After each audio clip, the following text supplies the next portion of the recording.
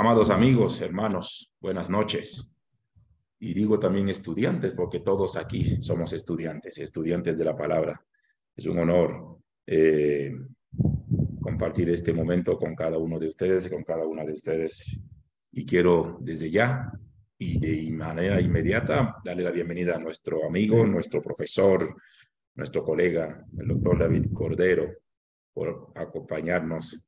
Creo que si no me equivoco es la clase 42 o 43, siempre me estoy olvidando, me embolato.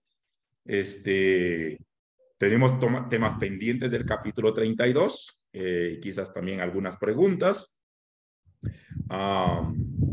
Y de igual manera tenemos los siguientes capítulos que lidiar.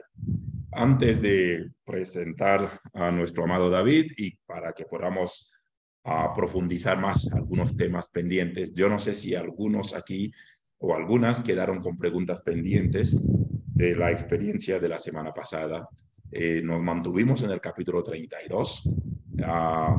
Un tema llevó a otro y a otro y a otro. Creo que en las últimas dos charlas, Rafa había sugerido, no sé si lo hizo en pleno enlace o en un coloquio abierto, de tener en algún momento un tema específicamente sobre el tema de los ángeles o la angeología. Aunque la semana pasada hemos hablado bastante sobre eso, pero sí, quizás en algún momento deberíamos considerar eso. No sé si alguien tiene alguna pregunta pendiente o alguna participación que quizás no se dio o el tiempo no nos permitió y que quizás este sería el momento que pudiéramos considerarlo. Así que bienvenidos, bienvenidas. Antes de pasar a nuestro amado David, si alguien aquí tiene un comentario, puedes activar tu dispositivo o hacernos saber. Y si no tienes buen audio, puedes también escribirlo en el chat, que gustosamente podemos hacerlo. ¿Ok? ¿Hay alguien con una pregunta pendiente o una participación que quedó sin, no digo sin resolver, por lo menos sin tocar, sin considerar? Ok, tenemos a Martín Salas, que activó su dispositivo. Eh, ah, yo ni sabía que Eunice estaba en el volante. Y cuando mencioné que algunos manejan, ahora entiendo que porque no tenías la cámara activada. Muy bien, mi querido Martín, bienvenido. Bueno, muy buenas noches con todos bueno, estos 8 días han sido una espera como de algo muy importante porque esta pregunta sí me ha causado mucha controversia, ¿no? Mi pregunta es, la semana pasada el pastor David había dicho que Dios es el que origina lo bueno y lo malo, ¿no es cierto? Entonces, eh, yo quisiera primero, antes de desglosar unas tantas preguntas que tengo, que se me explique bien cuál es el origen de lo bueno y lo malo. O sea, cómo es que Dios es lo bueno y lo malo, porque tengo 16 años y soy cristiano desde muy pequeño, pero o sea, siempre se me ha dicho que Dios es bueno, ¿no? Y que el diablo es malo, ¿no? Es lo que se nos enseña, por lo menos al principio. Entonces, eh, ¿cómo Dios es que hace lo malo? Esa era mi pregunta principal. Gracias, Martín. Bendiciones Bien, a Martín. todos, a todas. Bien, eso fue puñalada al pecho de frente y anestesia, sin insultarme. Y proveniente de un adolescente, hay que acomodarse bonito para contestar. Sí, sí. Gracias por preguntar, Martín. Me alegra que hayas estado toda la semana esperando esto como un parto de tu primer hijo, cuando lo tengas.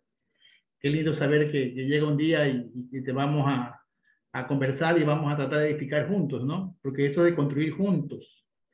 Jean David lo dijo al principio de toda esta introducción esta noche. Nada está firmado ni por él ni por mí. Lo que tratamos es de que puedan ustedes repensar su fe. Si tú te has criado con una dogma o una doctrina, que todos nos hemos criado. Si todos los que estamos aquí y los que van a ver el video tenemos el mismo concepto o teníamos el mismo concepto que tú, eso es normal. Si no estás en ningún error doctrinal. Es el proceso cuando un niño va a la escuela. Cuando va a una escuela, a un niño se le enseña primero bolitas y palitos, ¿sí o no? Bolitas, palitos, y te van a hacer plana de bolitas y palitos, bolitas y palitos. Y ahí te ponen a hacer bolitas con ganchitos, bolitas con ganchitos. Ahí te hacen hacer bolitas con bolitas con bolitas, bolitas con bolitas, y ahí te sale la palabra ama, amo, mamá, y vas escribiendo y después te van a enseñar los números y después es un proceso. ¿Sí? Yo creo que asimismo en la pedagogía divina Dios nos ha permitido entender los misterios más grandes de una forma sencilla. Por ahí dijo alguien que en Génesis 1 lo puede entender un niño de 5 años en adelante, y que aún los rabinos más elocuentes, cabalistas, el último que murió, que fue uno de los rabinos más reconocidos en Israel, Rak Kaduri, el rabino Kaduri, 105 años no entendía Génesis 1. ¿Te imaginas lo que es eso? Es decir, toda su vida, 80 años estudiando la Génesis 1 y no lo entendía. Y tú se lo explicas a un niño y lo entiendes. Ese es el misterio de la pedagogía divina, ¿no? Los niveles. Lo que pasa es que tú no has estado en clases anteriores, Martín, y eso es como que sí es chocante. Por eso es que tú ves la cara de satisfacción a todos los que están al lado tuyo y son felices porque no tienen ya fueron deconstruidos. Una cosa es la desconstrucción y otra cosa es la deconstrucción. Deconstruir, este término que está usándose mucho en estas agendas mundiales, la deconstrucción del género, la deconstrucción. Deconstruir es poder volver a acomodar las cosas en otro sentido, ¿no? A ver, yo quiero que tú veas el video anterior, para que no me dejen mentir. Yo jamás hablé que Dios es el origen de lo bueno y de lo malo. No, yo no dije eso. Yo dije que Dios es el bien y Dios es el mal. Bien y mal, Martín, no es lo bueno y lo malo, no es lo mismo. Mira, quizás es filosófico, ¿no? Acuérdate que la Biblia es filosófica. El bien y el mal son cuestiones inmutables. Es esencia de todo.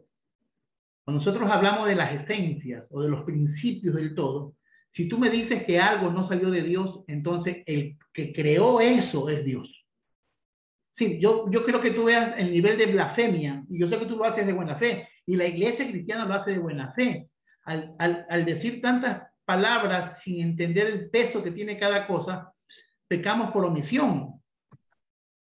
Pero si tú me dices a mí que el diablo es malo y él creó el mal, porque confundimos lo mal con lo malo, no.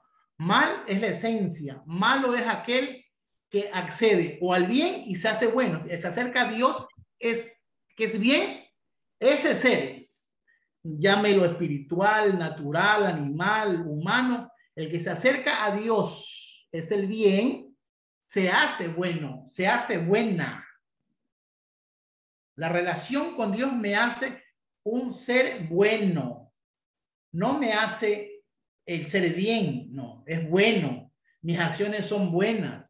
Ahora, ¿qué es lo malo? Lo malo es la figura de irse lejos de Dios. El mal es el alejarse de Dios.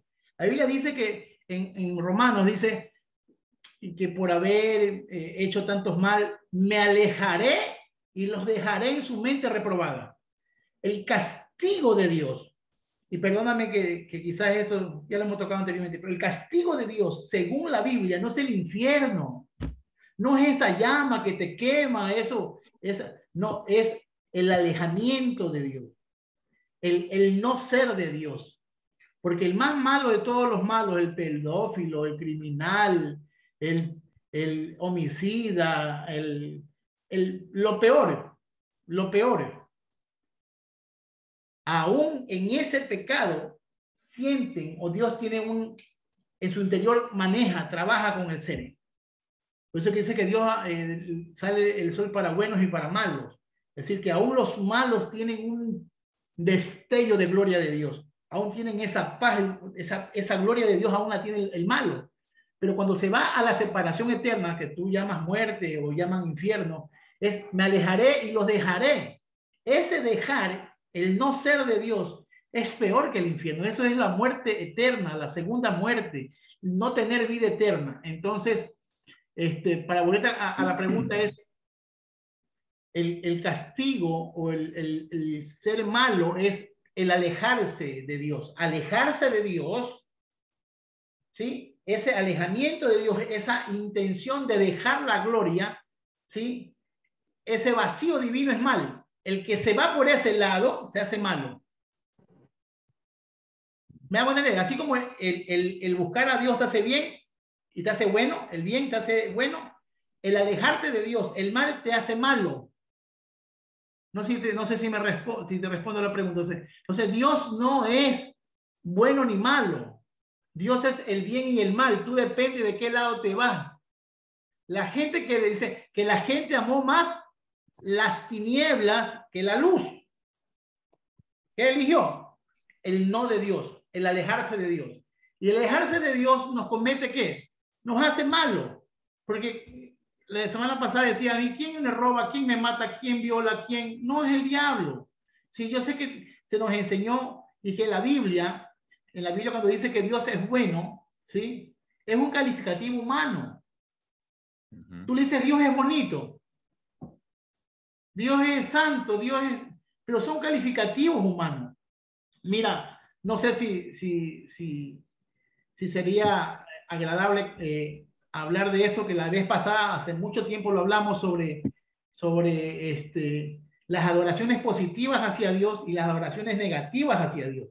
Hay dos tipos de afirmación, o dos tipos de alabar a Dios, ¿sí? Entonces, todo lo que tú hablas acerca de Dios es bueno, Dios es santo, Dios es puro, Dios es bendito, ¿sí? Esas son afirmaciones positivas de Dios. Y ese es el primer nivel de adoración. Pero el nivel más grande de adoración es la negativa de lo que crees de Dios. ¿Tú crees que eso es correcto? Mira, quizás no quiero confundir a nadie acá, pero cuando tú dices que Dios es bueno, ¿sí o no? Dios es bueno, porque para siempre es su misericordia.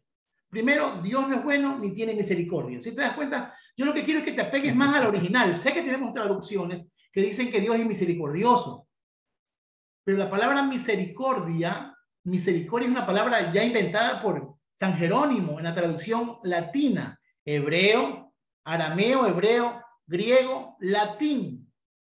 ¿Sí? Es en el año de la iglesia madre católica, de la iglesia que empezó a hacer. Entonces, Jerónimo pone la palabra misericum o miserocardía, corazón lleno de miseria. Dios no tiene misericordia. ¿Qué es la palabra que usan en el hebreo para Dios? Es bondad, amor de madre. Si tú entendieras cuánto tu madre te ama, explícale cuánto tu mamá te ama, y que tu mamá puede hacer por ti, y lo que te da no te da por pena, no porque tienes hambre, te da porque te ama. Entonces, cuando nosotros empezamos a ver que esa afirmación humana de Dios, ¿sí? Humana de Dios, que es misericordia, ¿sí? O Dios es bueno, cuando entendemos que se llama la catafa, ¿sí? Las oraciones catafáticas. Ya me acordé, por eso no daba el nombre, lo que es griego. Las catafáticas es decir, Señor, tú no eres bueno. Señor, tú no eres bueno, tú eres más que bueno. Y está bueno que esa oración negativa es adoración. Señor, tú no eres misericordioso, tú no eres santo, tú eres más que santo. Entonces, la catafa y la apofática, sí, la catafática y la apotafática. Esas dos tipos de oraciones son positivas y negativas hacia Dios, la catafa y la apotafática. Son tipos de oraciones que el ser humano habla a Dios. Martín, nosotros lo que sabemos de Dios es lo que se nos ha autorrevelado Dios. Nosotros no conocemos a Dios. Nosotros no podemos hablar de Dios. Esta reunión que tenemos cada jueves es un aruño al primer velo de la gloria de Dios. No hablamos nada. Esto es escuela dominical para otras personas o para Dios mismo. No estamos tratando de sobar su gloria. Lo que yo trato en estas reuniones junto con Yanda es tratar de respetar el texto. Y respetando el texto, el pensamiento primario del autor, nosotros podemos ir haciendo cualquier hilación hermenéutica, como ya David lo había dicho, la hilación hermenéutica. Esto dice esto, y cómo yo lo quiero configurar para mi tiempo. Pero decir que Dios es bueno y Dios es malo, yo no dije eso. Yo dije Dios es el bien y Dios es el mal. Dios son las esencias, porque cuando Satanás, el diablo, Lucifer, Belcebú, yo no sé, Chulín Chulín Cumplay, el diablo es Fidel, el diablo es Giancarlo. yo iba a decir un nombre de los pasados, pero mejor no lo pongo porque está siendo grabado. Iba a dar un nombre de los anteriores, pero Dios me libre de caer en ese pecado de nombrarlos. Entonces, en ese proceso de entender que Dios es el único ser y poner a algo igual que Dios, sí es apostasía, no es herejía. Yo soy hereje. Yo estoy en contra de la vista de la dogma establecida. Tú tienes una dogma y yo te digo que Dios no es bueno, que Dios es el bien y que Dios no es malo, Dios es el mal. Por eso dice la Biblia, ahora el hombre es como uno de nosotros, conociendo el bien y el mal. El bien y el mal son esencias divinas. La eternidad y lo divino solo es Dios. Por favor, Martín, ojalá comiences tu vida, 16 años, una maravilla. Yo lo comencé mucho más tarde a ti a estudiar teología. Pero si tú hoy te propones en Dios hacer mejor todo, mejor hijo, mejor hermano, mejor ciudadano, mejor cristiano, y empiezas a buscar a Dios de verdad, si Cristo no viene, que yo creo en la venida de Cristo, algunos no creen, yo creo en la venida de Cristo, la redención de la humanidad, y si nuestro Mesías no viene, y tú llegas a tener 48 años, como lo voy a tener yo este año, vas a ser un maestro, yo te voy a aplaudir, vas a este video para aplaudirte. Entonces, nos va a superar 1000-1. Claro, ¿por qué? Porque estás aprendiendo 28 años de experiencia en una noche, o en un año, en lo que tú te tomes Entonces, nunca, Martín, nunca, por ninguna circunstancia de la vida, por muy fuerte que sea, compares a Dios con algo creado. Y lo único que es divino es Dios. Lo demás, piensa en lo demás.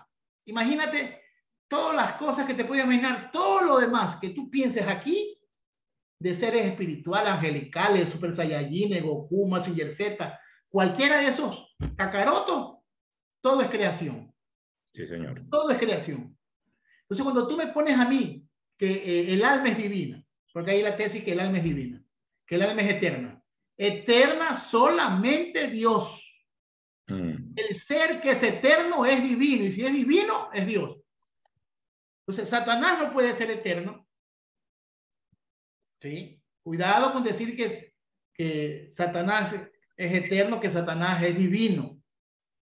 Satanás, los ángeles, se formó la creación angelical para alabar a Dios, para llegar a Dios. Todo lo que tú pienses fuera de Dios es creación.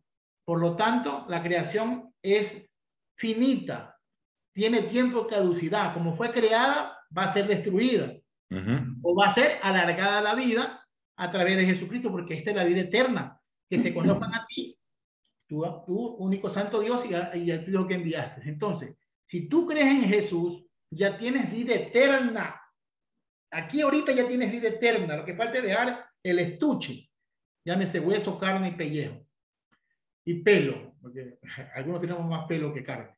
Entonces, se cae ese estuche y tú ya eres eterno. Entonces, ahí dice que seremos como Dios. Yo vengo para que tengan vida y vida en abundancia. Vidas en abundancia. Entonces, sí, Martín, no sé si te respondí la pregunta. Yo doy muchas vueltas, pero quiero que entiendas, que sientas, que no solamente entiendas, hay cosas que hay que sentir. Hay cosas que aquí hemos aprendido no solamente por concepto, sino porque nos ha ido una paz a nuestro corazón y hemos entendido cosas conflictivas que cuando tú las escuchas con el corazón, y no, sí. Yo no soy romántico, yo soy muy, muy lógico, pero hablo del corazón como sentimiento del alma, del ser, de la espiritualidad.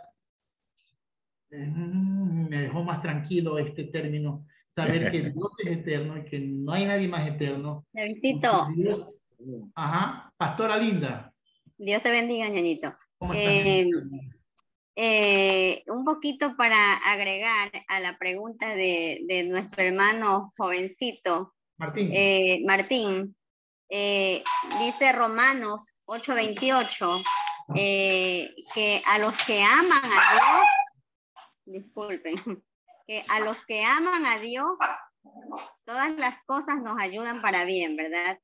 Eso es como que un poco para aclarar esto. O sea, lo bueno y lo malo nos pueden ayudar para bien. Todo lo que nos sucede, sea bueno o sea malo, Dios siempre lo va a usar para nuestro beneficio. Aunque a veces no lo entendemos y nos parece muy doloroso, a veces parece injusto, pero a la larga, y aunque nunca lo lleguemos a entender, siempre nos va a ayudar para bien.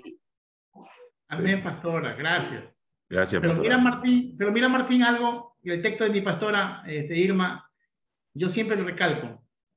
Ese texto, para que todas las cosas sean buenas o malas, aún, Martín, que te roben, que te traicionen, una muerte de un familiar, aún un abuso sexual, lo que tú creas que sea lo peor de lo malo, se puede transformar para bien. ¿Sabes cuándo? Cuando amas a Dios. Dice, eso es para los que amamos a Dios. No es para cualquiera. Porque una persona que ha sido ultrajada, dañada, violada, robada, humillada, estafada, si no amas a Dios te hace loco. Sí. O repites el ciclo de violencia. Pero si amas a Dios y en ese amar a Dios te suceden cosas que son incomprensibles a la vida, que no son lógicas, que no tienen nada que ver con la psique y la moral humana, con el etos, con todo lo que es la ética y la moral humana, y dices, ¿por qué? Algún día, Martín, yo estoy seguro que algún día Dios nos va a decir por qué. Pero te voy a ayudar, si amas a Dios, si solo amas a Dios, si no amas a Dios, te haces loco. Sí. Yo, perdóname que le interrumpa un poco, luego no sé si Martín tiene algo más que decir para continuar. Yo tengo la convicción, y en algunas ocasiones lo he compartido, que para mí la verdadera espiritualidad es una relación de amor. Por eso me encantó también la participación de la pastora Irma y lo que acaba de decir nuestro amado David. Y la palabra clave es esto, ¿no? Trato de ver una serie de imágenes en la Biblia donde para mí el espiritual no es el que levanta la mano, no es el que chilla en la alabanza, para mí es una relación de amor. Mira, David nos ha hablado muchísimo del gran Shema. Primero la unicidad de Dios y luego dice, y amarás al Señor tu Dios con todo tu corazón, con toda tu fuerza, con toda tu mente. Y Jesús va a ampliar este concepto. Es decir, porque la pregunta que le hacen a Jesús en el libro de Marcos es un tema para contestar ¿cómo define su nombre una mujer espiritual? Bueno, claramente Jesús le va a resumir, es una relación de amor con Dios, amar a Dios y amar al prójimo. Pero más adelante, ya 3 años después de haber compartido con los discípulos, Jesús vuelve y emprende esa pregunta a Pedro. ¿Me amas? Bueno, sí te amo. Entonces pastorea. ¿Me amas? Entonces apacienta. ¿Me amas? Una relación de amor. Y creo, tal cual lo ha dicho el doctor Cordero, hay cosas que sí, que nos ha pasado, nos ha ocurrido, si no hay ese, no sé, este detalle, este insumo indispensable, nos volvemos locos. Y esa relación de amor es de doble vía, es la convicción de que Dios me ama, como nos enseñaban en escuela dominical de pequeño, ¿no? Sí, Cristo me ama, la Biblia lo dice así. A mí me encanta cuando le hicieron esa pregunta al doctor Karl Barth, uno de los más grandes teólogos del siglo XX, y un estudiante en la universidad le dice, dígame, doctor Barth, ¿cuál ha sido su mayor descubrimiento? Y estamos hablando de un Karl Barth, teólogo de teología dogmática, un hombre que escribe una fascinante obra del libro de Romanos y lo predica, como dijo David, a niños de 5 años. O sea, lo que nos da dolor de cabeza, el tipo lo predicaba a niños tan inocente, tan puro, a un pueblo muy rural. Su más grande obra de teología dogmática lo enseñó a la gente más sencilla. Y él agacha la cabeza cuando le hacen esa pregunta. ¿Cuál ha sido tu más grande descubrimiento? Y algunos esperaban una exégesis, una disertación, una serie de cosas. Él dijo, bueno, mi más grande descubrimiento es que Dios me ama y yo lo sé, la Biblia lo dice así. Y esa fue la respuesta más práctica y más sencilla, ¿no? Y es lo que tanto la pastora Irma, el doctor Cordero están afirmando. Y amado Martín y amados amigos y hermanos, La verdadera espiritualidad es una relación de amor con Dios, una verdadera relación o profunda relación de amor. Otra vez, Jesús le dice a la iglesia de Éfeso, lo único que tengo contra ti es que has perdido tu primer amor. Se dan cuenta que esa relación de amor trasciende. Y ese es para mí el termómetro de la vida espiritual. David dijo 2 o 3 cosas y me gustaría simplemente lanzar la pregunta, quizás para David o cualquiera de ustedes, y lo hemos hablado una y otra vez desde nuestros primeros estudios, repensar nuestra fe. Y quiero hacer una pregunta más como provocativa para poder cada uno más o menos procesar. Y mi querido David y mis queridos oyentes, ¿cuál es la diferencia entre repensar nuestra fe o reafirmar nuestra fe? Ahí sí sería la pregunta, ¿qué es primero, el huevo o la gallina? Primero repensamos para reafirmar, porque creo que, tal cual lo dije fuera de grabación, a la introducción de esto, quizás gran parte de nuestros objetivos es que al repensar nuestra fe, trae como reafirmar nuestra fe. Hemos tenido diálogos fuera de estas situaciones donde decía, a medida que voy aprendiendo más, ahora sé dónde estoy parado. Amo más a Dios, amo más estar sirviéndole y amo más estar en esta experiencia. Nadie se ha descarriado aquí, que yo sepa, no sé. Creo que algunos empezamos medio con un despegue un poco turbulento, pero lo primero, David, ¿qué viene primero? ¿Repensar nuestra fe para reafirmarla? ¿O aún habiendo tenido o habiendo reafirmado nuestra fe, ahora la estamos repensando? ¿Cuál sería la mejor manera? No sé, porque creo que la pregunta de Martín y esa inquietud de un joven adolescente, no, y me encanta saber que podemos aún aterrizar estos estudios a la altura de un joven adolescente, de un niño en el caso posible. Y hemos tenido un poco más infantes aquí con nosotros, no solamente en la fe ni en la vida cristiana, sino en edad.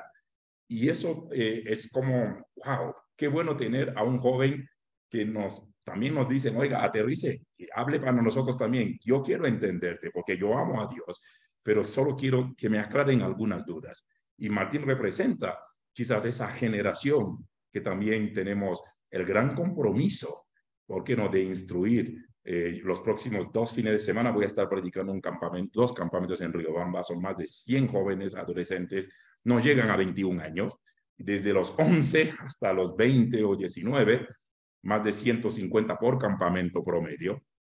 Entonces, y uno de los líderes me llamó hace 2 días, me dijo, usted se va a enfrentar tenemos 3 casos de suicidios aquí de adolescentes en nuestra iglesia.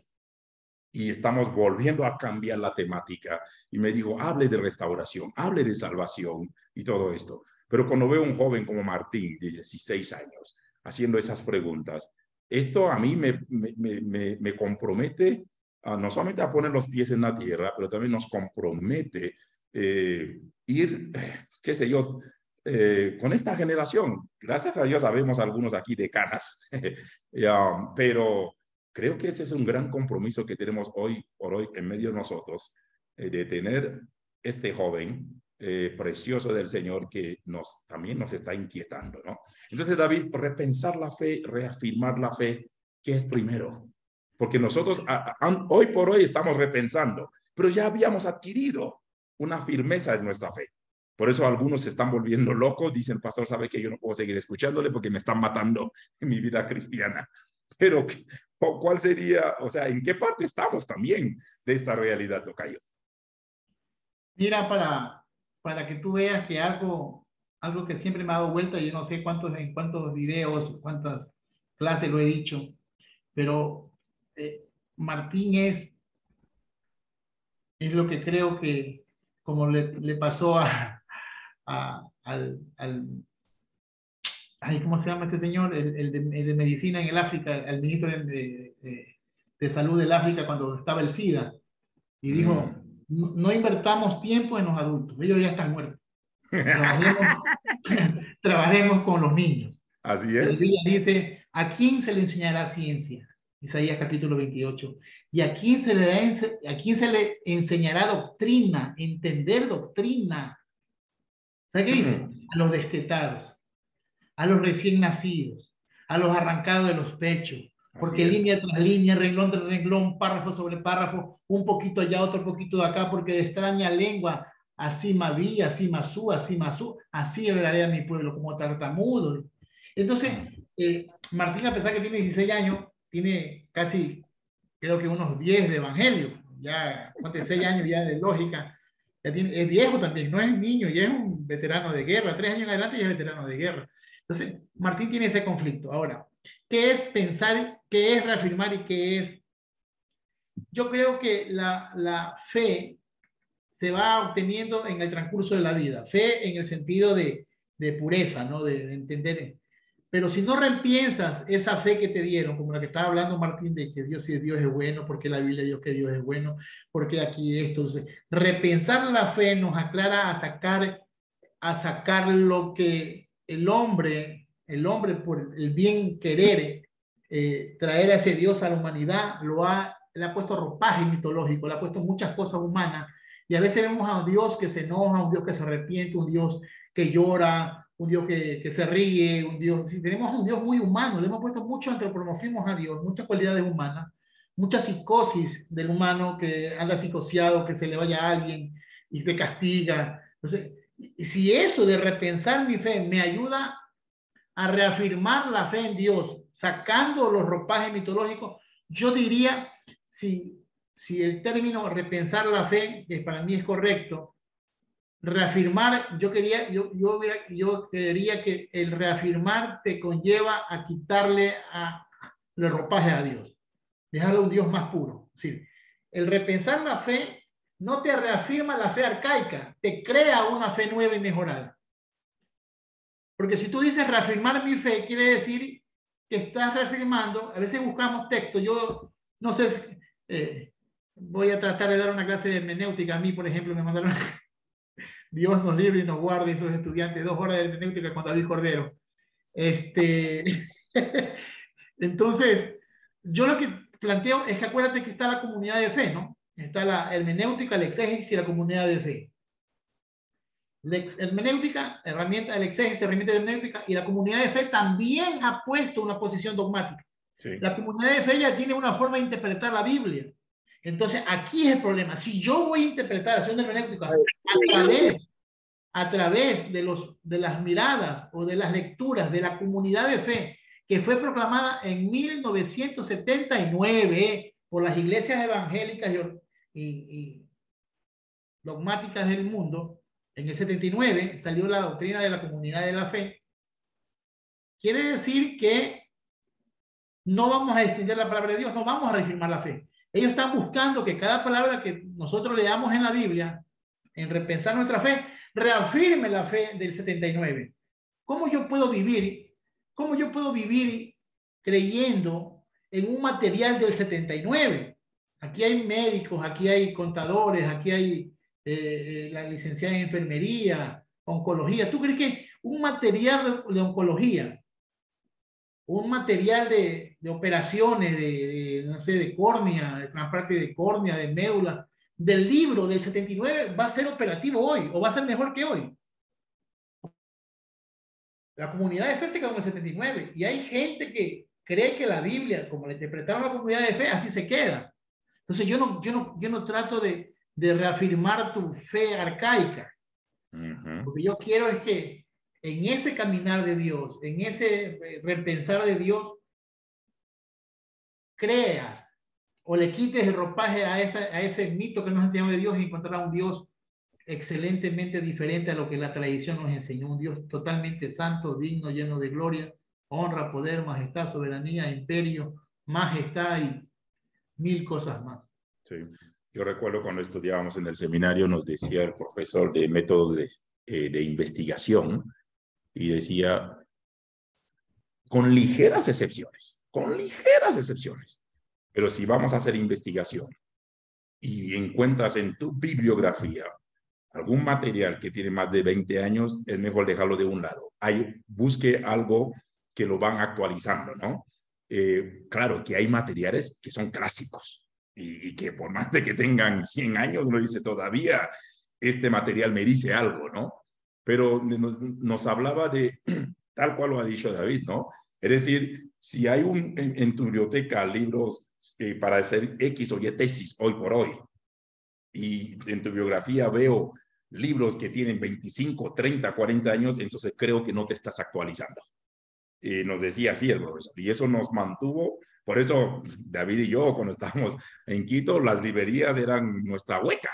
Ayer pasaba cerca de la librería espiritual con alguien, le dije, esta fue mi hueca teológica, mi hueca ministerial y mi hueca pastoral, porque nos metíamos en esas, o sea, podríamos no comer bien esa semana, pero invertíamos una cantidad considerable en libros actuales. Íbamos no digo modernizándonos, sino actualizándonos.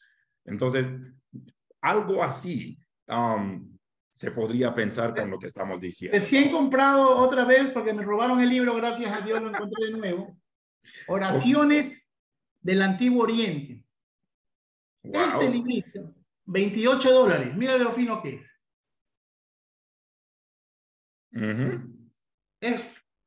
Es de Verbo Divino, tiene como 90 páginas, pero aquí están cómo se oraba, de dónde Israel sacó su modelo de oración para orar a Dios. No inventaron nada. En Medio Oriente ya estaban las oraciones de sanación, de exorcismo, porque ellos creían mucho en los demonios peludos, en los ecos. Aquí están las oraciones de Medio Oriente. Búsquenlo, en ninguna parte lo encuentran. Pero gracias a Dios pude otra vez recuperarlo. Lo voy a anillar. Y si vienes, no sé si lo tienes ya para que te lleve una copia. No, ese no lo tengo. Muy bien. ¿Alguna pregunta? Ya vamos a cerrar y continuamos. ¿Algún comentario más? Yo creo que Martín es el invitado especial esta noche. Martín es como Fidel 2, es el diabolos esta noche. Martín, ¿estás por ahí? Porque vamos a continuar. Sí. Aquí estoy. Lo que pasa es que mi internet está un poquito intermitente, pero sí estoy. No te preocupes. Quería concluir diciendo ¿Algún comentario extra para continuar o seguimos en el proceso de construcción? Sí, bueno, agradezco mucho las respuestas, ¿no? Respuestas que tienen mucha información. Sí me gustaría seguir como aprendiendo, porque hay cosas que en realidad aún no, como que no logro entender, pero para eso estudiamos, ¿no? Como decía Pastor David, desde pequeños en los diferentes niveles estudiamos para eso mismo, para ir aprendiendo de las cosas por niveles, ¿no? No es lo mismo seguir una maestría que un niño que esté en segundo año de básica. Entonces, por eso sí sería muy bueno seguir. Muchísimas gracias por sus respuestas. Más bien, gracias a ti por esta apertura, y como bien dices, ¿no? Este es un proceso y cuando puedas, tienes algo de tiempo también, todos estos videos previos están en el canal. De hecho, esto ya parte de un contexto. Usted se va a dar cuenta de que hay más de, solo en Génesis ya tenemos 42 clases, sin contar otros estudios que hemos manejado. Y hay cosas que hemos venido repitiendo, reafirmando. Entonces, como bien dijo David hace poco, si algo se dijo aquí, no se dice en el vacío. Ya viene preparado o cargado de algún estudio previamente. Así que más bien celebramos tu disposición y celebramos tu apertura y, ¿por qué no?, esa tolerancia y ese respeto, que es de parte y parte, por si acaso. Pastor. Sí. Yo creo que también animar a Martín. Martín, nos conmueve mucho que estés aquí conectado. ¿Qué más hubiéramos querido muchos de nosotros? Me pongo en primera persona, en primer lugar, haber platicado de esta manera acerca de Dios, ¿no? Como lo dice el pastor, hay que reconstruir varias cosas que en mi caso a mis 50 años tuve que empezar a acomodar, pero eso me hizo, creo yo, más consciente de las cosas que tengo que hacer y dejar de echarle la culpa a otras personas. Así que te felicito, Martín. Ánimo, hermano. Qué gusto que estés aquí con nosotros. Paciencia y no es tan complicado como piensas. Y además se vuelve una aventura muy interesante estar aquí. Gracias, Muchas Martín. gracias, Fidel. Muy bien. Muchas gracias. Cerrando, o ya casi aterrizando, capítulo 32, Génesis, que la semana pasada tocamos el tema del ángel, Y Edwin también nos... Y eso quiero seguir el pedacito ese que no terminé porque nos pusimos a la geología. No, yo sé. De hecho, por eso te iba a introducir para hablar de eso. Ya quiero terminar esa aventura que me tiene cargado. No, hoy sueltas el pus, hoy se exprime y se extirpa ese pus. Catarsis. Entonces, ya, si usted tiene obviamente su Biblia, puedes mantenerla abierta, porque ya la idea era cerrar, bueno, no cerrar, por lo menos seguir avanzando y seguir profundizando el tema, que el tema de la angelología ocupó mucho de la clase de la semana pasada. Así que yo no sé si quedó algún pendiente sobre esto en cuanto a preguntas de nuestros hermanos o alguna afirmación, pero en este momento le damos el pase a nuestro amado David para que podamos seguir instruyéndonos, ampliando algo más sobre este tema del capítulo 42, perdón, 32 del libro de Génesis. Hoy es la clase 42. Bueno. Sí, la semana pasada quedamos en que los campamentos de Los Ángeles, ¿se acuerdan que fue que los Malak? Y ahí entramos al tema de las angelofanías y todas estas cuestiones más. Y no tocamos en sí el proceso de este personaje que va a luchar con Jacob toda la noche. Y quiero que escuches esta posición, aún entre el pueblo judío, está muy peleada. Entre rabinos de épocas tras épocas no se ha resuelto el problema, por lo tanto hoy yo no creo que aquí nadie lo va a resolver. Hay cosas que no se resuelven, hay cosas que solo se aceptan alguna posición. Si yo acepto una posición, una teoría, y con esa me quedo yo, pero eso no quiere decir que las demás están equivocadas. Mire, te voy a leer una teoría, una posición que tiene Maimónides, uno de los más grandes rabinos de todos los tiempos. Dice que todo esto ocurre en una visión profética, que nada es real, que todo es un sueño profético de Jacob, que nada sucede. Eso dice el Maimónides, ¿ah? No, sí, que se llama Paraplejo 1142. En ese libro de Maimónides está, él explica que todo esto fue una visión de Jacob, profética. ¿Sí? Está el profeta Oseas, habla que este episodio es literal. Ustedes lo pueden ver en Oseas 12, del 4 al 5. ¿Quién me puede leer Oseas 12, 4 al 5?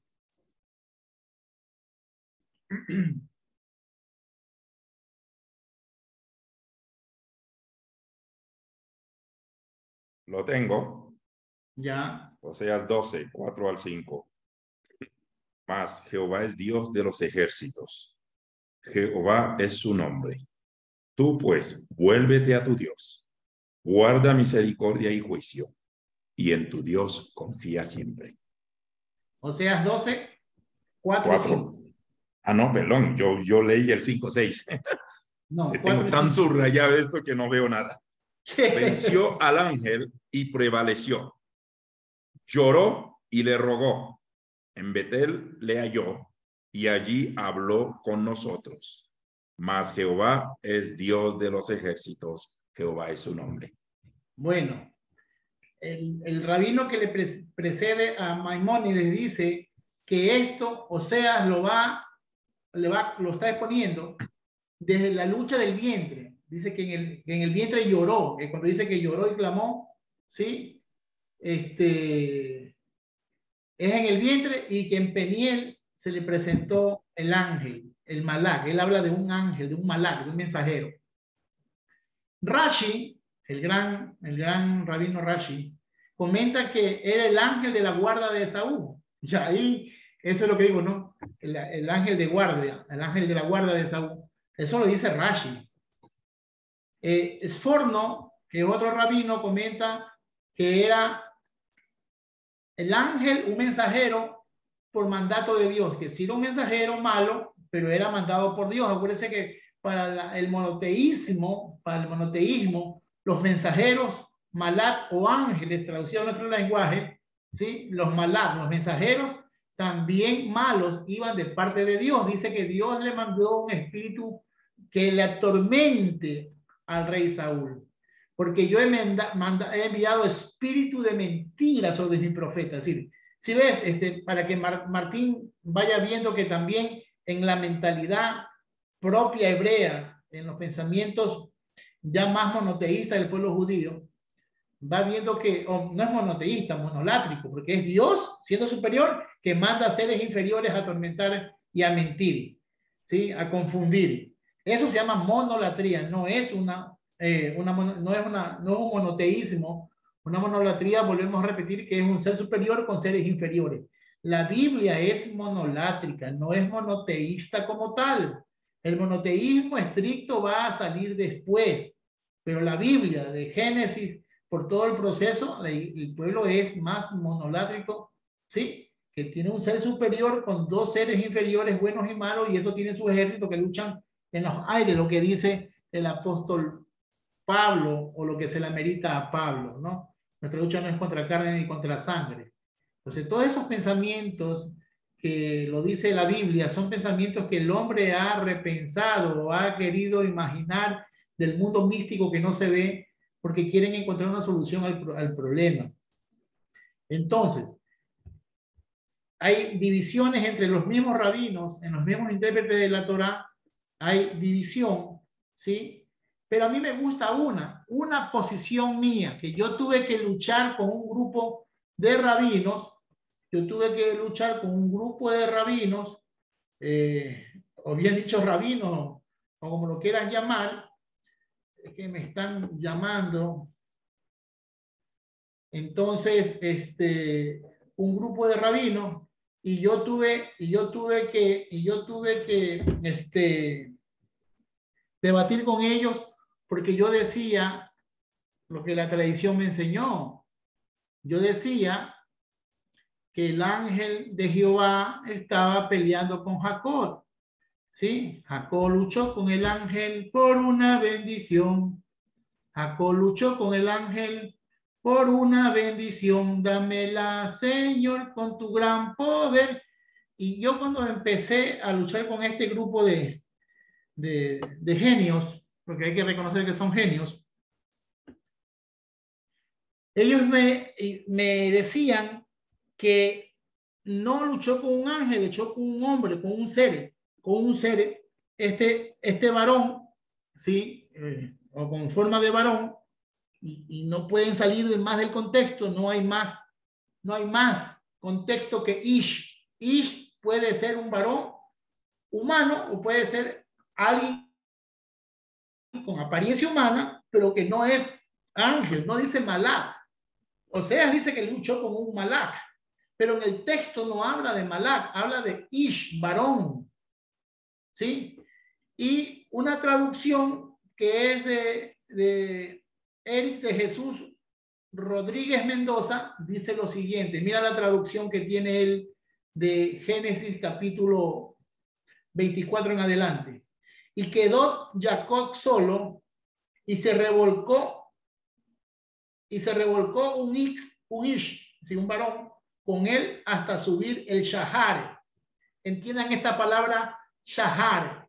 S-H-A es una H gutural que suena como J, Shahar. ¿Sí? El Shahar hasta que subió el Shahar.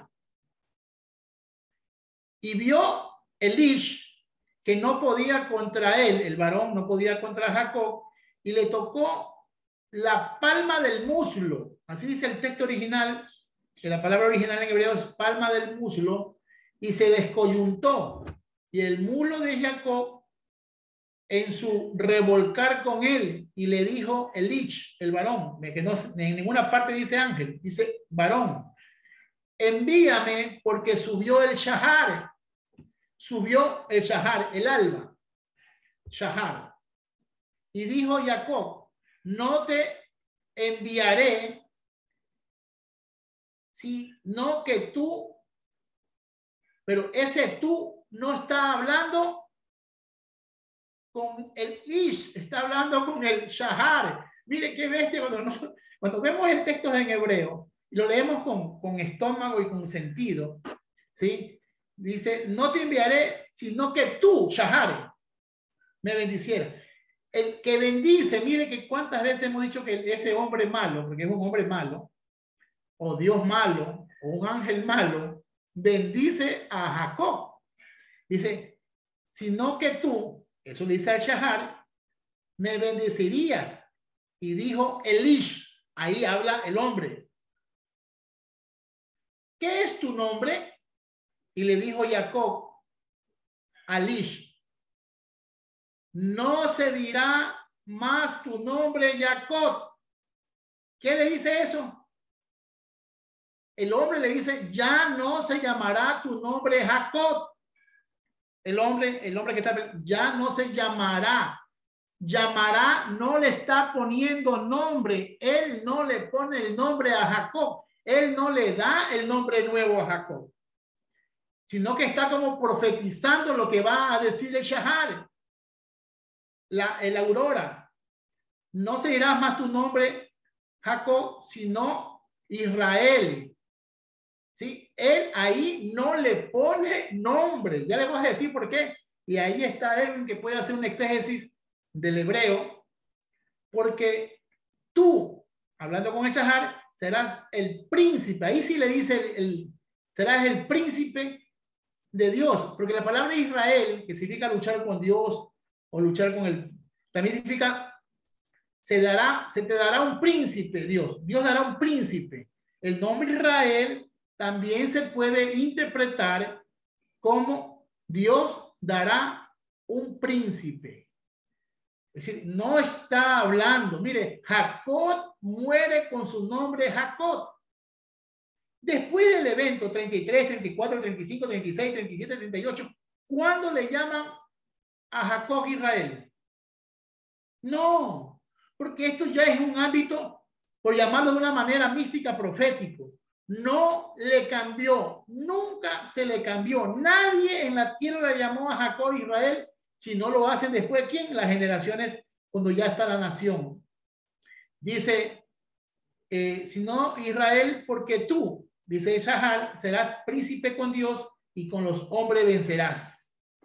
Y preguntó Jacob a Lit, declárame tu nombre. Y le dijo, ¿por qué me preguntas a mí el nombre? Pero ya es, lo malo es que Jacob está hablando con el humano y Dios le responde. Jacob está luchando con su naturaleza y Dios lo está bendiciendo. Por eso que la palabra que se usa, para que ustedes puedan investigar, la palabra que se usa ahí es amar. Alex Men Resh.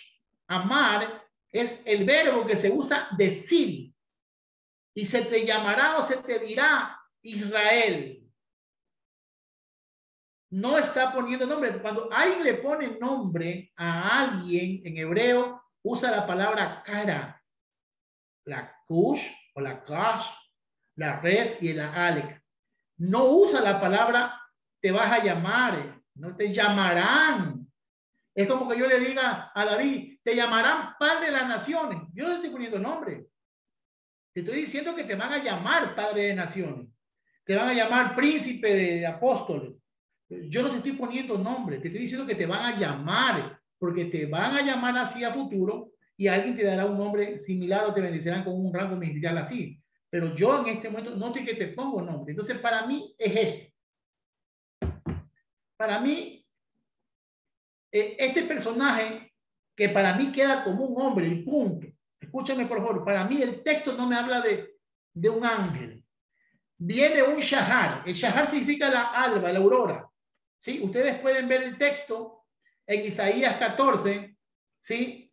Dice, como caíste del cielo lucero. Esa palabra lucero es Heleil. Hijo de la mañana, Ben Shahar. Hijo de la mañana, Ben Shahar. ¿Quién es Shahar? Dios. La mañana es Cristo. Ben Shahar. Tú que habitas entre las naciones y has sido derrotado a la tierra. Esa es la Biblia textual.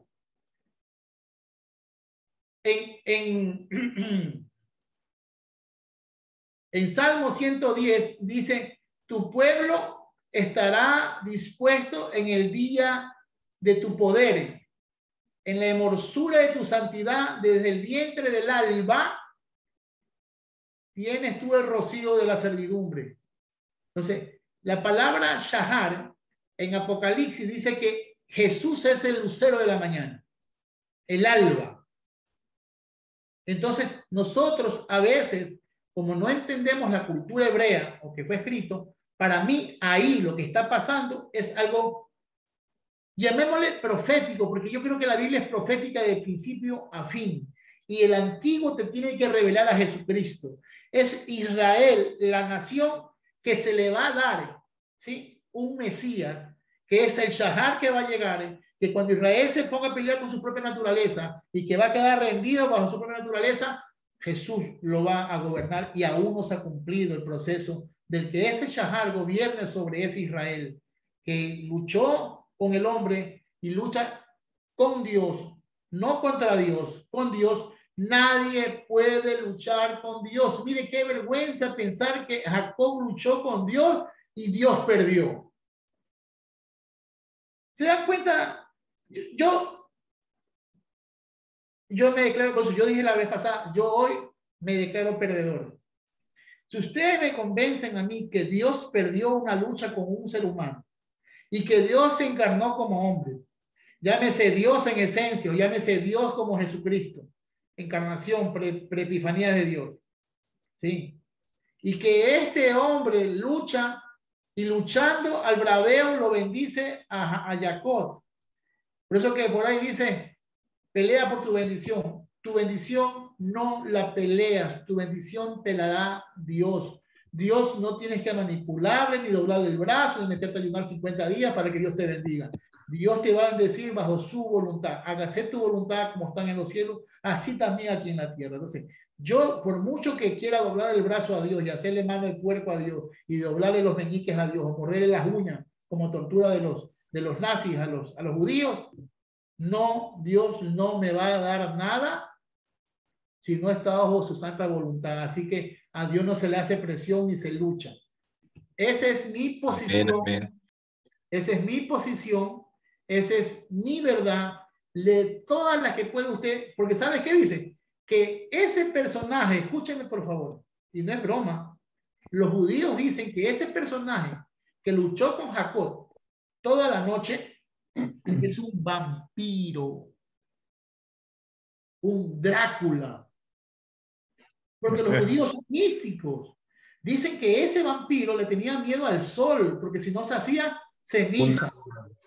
Esas películas de Hollywood también encuentran base, o las personas que creen en vampiros o en Dráculas, si no, pues vampiro es la palabra, porque Drácula es el apellido de Drácula. Base Drácula. Pero la gente dice, algunos piensan que eso era un vampiro que peleó con Jacob.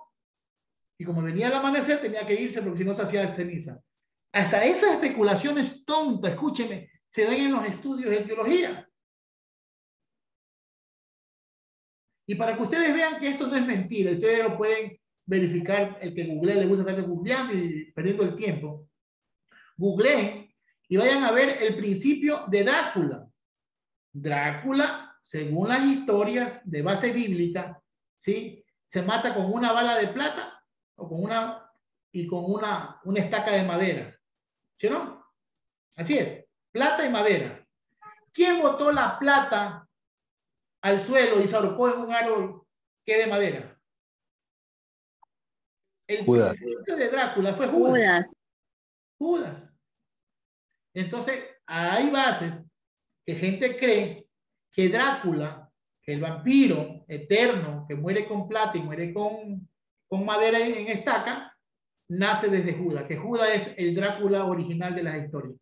Pues tanta locura que usted puede ver en la Biblia.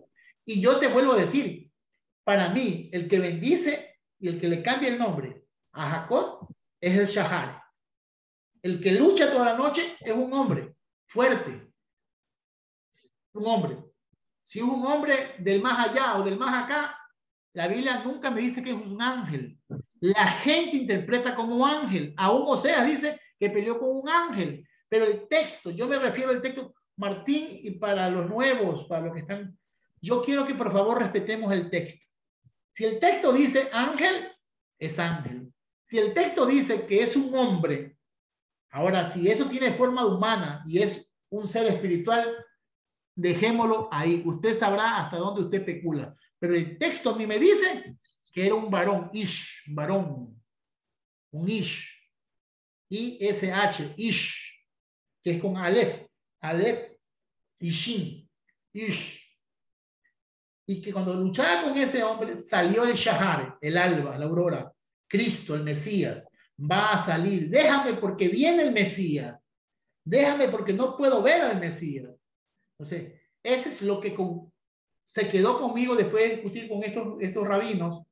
Luché mucho, casi 3 meses en el tema, y quizás yo no lo pude explicar de la mejor manera hoy, pero sí hay una tesis que el que bendice a Jacob no es el hombre, sino es el Shahar que habla con Jacob y le dice: te llamarás, Dios dará un príncipe, o Dios ha dado un príncipe, Dios dará un príncipe.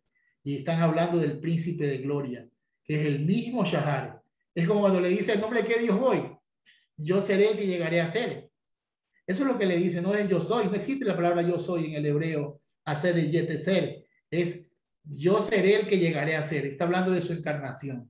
Y dirá hasta los hijos de Israel, el yo seré, el yo seré el que llegará a ser el Dios de Abraham, de Isaac y de Jacob. Así dirás el pueblo de Israel. Siempre habla de su encarnación. Es lo que yo puedo ver, quizás es una relectura forzada para algunos, pero eso dice el texto en hebreo. No dice nunca yo soy en hebreo, ni aquí habla de un ángel, habla de un malak y habla de un shahar. Y el nombre de Israel significa Dios dará un príncipe, o Dios ha dado un príncipe. Igual que la palabra, si no, que estás haciendo, ya lo has investigado tú también, ¿no? Ya lo has visto también tú, que significa también no solamente el que lucha con Dios o contra Dios, sino es Dios ha dado un príncipe. Y ese príncipe para mí se llama Yahoshua HaMashiach, el Rey de Gloria. Y dará a luz, ¿sí? Y será su nombre admirable, consejero, príncipe de paz, Dios eterno. Ahí está mi príncipe eterno. Entonces, para poder matar, para los que quieren quedarse con el ángel, quédense con el ángel que no lo dice el texto. Yo me quedo con un hombre que luchó con Jacob toda la noche, un hombre, y que el que lo bendice, el hombre le dice: se llamará tu nombre Israel, se llamará. ¿Por qué? Porque está diciendo que lo van a llamar Israel porque el Shahar le cambió el nombre, le va a cambiar el nombre. No le está cambiando el nombre el hombre. Ese Ish no le cambia el nombre a Jacob. Se llamará tu nombre Jacob. Así dice el texto, ¿no? ¿Qué dice? ¿Se llamará? ¿O se dirá? ¿Qué dice el texto? Dice, y el varón le dijo: no se dirá más tu nombre. No se dirá más. En hebreo, el verbo es amar. Y amar no es poner nombre. Amar es decir. Y será dicho tu nombre. ¿Sí? Y se llamará tu nombre. ¿Qué versículo es ese? El versículo 28. Dice, y ya no se dirá tu nombre. ¿Sí? Si ves que no está poniendo el nombre, no te vas a llamar. No se dirá tu nombre. Eso no es poner nombre. Está hablando que ya no se va a llamar así. Es un evento profético. Es una palabra que el escritor, que es un yavista, el escritor es un yavista. ¿Sí? Entonces se llama Yahweh. Vas a ver los términos Yahweh por todos lados, porque es una historia yavista. Es el Dios antropomórfico. ¿Sí? Es el Dios antropomórfico. Shahar se va a revelar a Jacob, y ese es el que le va a dar la capacidad de que esa es la nación elegida por Dios para seguir, ¿sí? El linaje para seguir al Mesías. Se te ha dado un príncipe. ¿Alguna pregunta? Esa es mi posición. Usted puede quedarse con la suya y es respetada. Pero entre Pinocho, yo soy menos Pinocho. Tienes más barriga que nariz. Pastor. Sí. Por ejemplo, yo estoy estudiando con una Biblia, la más sencilla, que me la regalaron, una de la Reina Valera, que solamente el título dice: Jacob lucha con el ángel en Peniel. Pero de ahí el texto dice varón, el texto no dice ángel, no dice Dice varón. ¿Quién le puso? A ver, voy a tomar el examen, no está mi iglesia aquí, no está mi iglesia aquí, no soy de la pastora. ¿Quién le puso títulos, subtítulos, versículos y capítulos, números del capítulo de la Biblia? ¿Cómo se llamó? Un obispo fue, ¿no? Un obispo. Así es. Primero Hasta fue el creo que en el año 1300 y algo, 1400, no sé. Sacerdote. Entonces, la Biblia no tiene originalmente capítulos, ni versículos, ni subtítulos. Y eso es lo malo. Cuando yo enseño homilética, que eso sí enseño yo, homilética, sí me gusta enseñar a mí, hermenéutica no me gusta porque para mí es como sacarte del contexto de lo que te han enseñado. Pero la homilia, en la homilética yo digo que el texto, ¿sí? O el sermón no se puede guiar por los subtítulos. Por ejemplo, el hijo pródigo. No tiene nada que ver el hijo con la malcriadez de que hace ese malcriado del hijo. De los dos hijos son malcriados. Ahí debería ser el padre, ¿no? Entonces, los títulos, Dios multiplica los panes y los peces. La multiplicación de los panes y los peces. ¿Sí o no? En los evangelios, la multiplicación. ¿En qué parte del texto se multiplican los panes y los peces? ¿Dónde dice, y Jesús multiplicó los panes y los peces? No dice el texto, revíselo. En los tres sinópticos no habla nada de multiplicación. Habla que oró, repartió y sobró. Es decir, Dios enseñó ¿a qué? Oró y repartió. Mostró cómo repartir. Y les dio para que los demás también hagan lo mismo. Cada uno parta y comparta, porque todo el mundo llevaba comida, llevaba su tonga, su funda de alimento. Y ahí es lo que me encanta cuando decimos en teología de la pobreza, de la niñez, de la invisibilidad. Cuando el pobre le da al pobre, las cosas sobran. Cuando un pobre ayuda a otro pobre, sobran las cosas. Que el rico dé, está bien. Gloria a Dios porque tiene. Pero cuando el pobre no tiene y da, y el otro pobre que le da también da, y el otro pobre, sobran las cosas. Lo que siempre hemos hablado aquí en este lugar es, tú por muy escaseado que estés de dinero, por muy chido, decimos nosotros que por muy, no sé cómo se dice, por muy sin dinero que estén, siempre se te pudre una cebolla, siempre se te pudre un tomate, siempre se te seca una papa, siempre se secan alimentos en tu refri y en tu estante de comida. Quiere decir que no eres miserable. Es decir, el mensaje de la multiplicación de panes es un mensaje que, porque Jesús no era Tony Camo ni David Copperfield, por si acaso, no estaba haciendo magia. Es lo mismo cuando saca la moneda de la boca del pez. Es como hoy por hoy vemos que alguien te toca la oreja y saca una moneda. Jesús no estaba haciendo magia. Es un mensaje que se resalta la generosidad, es un mensaje que resalta la convivencia, el compartir, el buen compartir. Y sí, es interesante. Edwin me acaba de mandar algo interesante, está en inglés. No sé si lo mandaste al grupo, Edwin, o quiero que lo reenvíe. Ya luego lo comparto justo del versículo que David compartió sobre lo del ángel. Tocayo, con respecto, yo creo que ahora pensando en el contexto más occidental, y voy a aterrizarlo un poco más evangélico, mi lectura, no estoy diciendo, no lo estoy asumiendo, mi lectura, la gente tomando en cuenta la Reina Valera 60 como tal. Yo aquí, mientras estoy frente al laptop, tengo 8 Biblias abiertas en la mesa, diferentes enfoques, diferentes énfasis y diferentes versiones. Yo creo que quienes se han casado con las versiones hoy por hoy y con esta versión 60, mi lectura, vuelvo y repito, ven algunos detalles quizás, en primer lugar, que Jacob le pide la bendición. O sea, Jacob dice, no voy a... y luego, mira lo que le dice el versículo 29, el 28, dice, no se dirá más tu nombre de Jacob, sino Israel, porque has luchado con Dios. Y tú lo explicaste muy bien. Y luego dice, y con los hombres, y añade, y has vencido.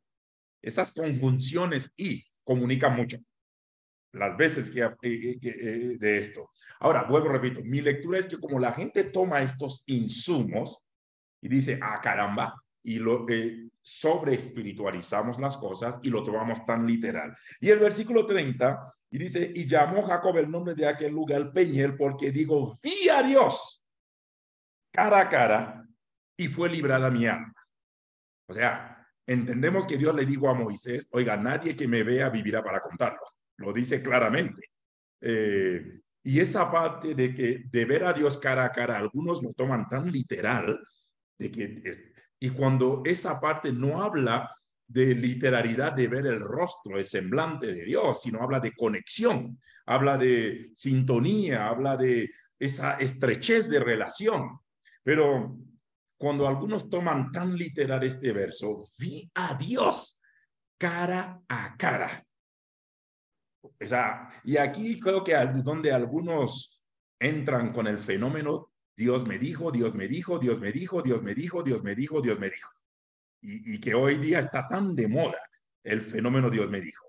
Y como a veces mandábamos un chiste, un meme, no han leído ni la Biblia, pero tienen más visiones que Juan de Patmos y Ezequiel juntos. Entonces, ese fenómeno de Dios me dijo, Dios me dijo, Dios me habló, Dios me dijo, es tan común. Imagínate yo no sé, salvo, no sé, un desastre, Dios me dijo que te dijera. Yo digo, a ver, ¿y por qué no me lo dijo a mí? Entonces, si soy su hijito también, si soy su consentido, si soy también, como dirían algunos, la niña de sus ojos, ¿qué es eso? No entiendo esa parte.